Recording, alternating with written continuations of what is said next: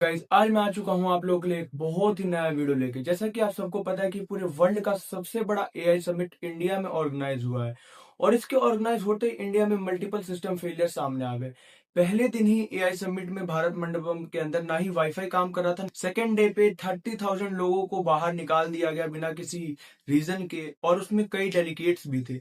और तीसरे दिन तो सबसे शेमफुल हुआ इंडिया के लिए। इंडिया के ही एक बहुत बड़ी यूनिवर्सिटी ने एक नॉर्मल से एआई रोबोट को ये क्लेम किया कि उस पर उन्होंने 300 करोड़ इन्वेस्ट करके अपने प्रोडक्ट में बनाया, जबकि वो चाइना का एक रोबोट था और जो कि ऑनलाइन अवेलेबल है।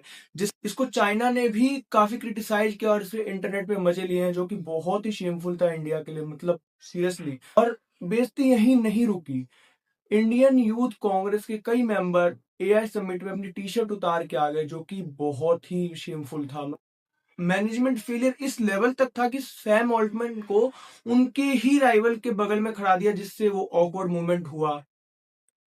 बट ये सारे चीजों के अलावा काफी चीजें अच्छी भी हुई इस एआई समिट में। एआई समिट इंडिया में पहली बार ऑर्गेनाइज हुआ था, तो ये सारी चीजें नॉर्मल तो नहीं कहूंगा, but it was okay okay.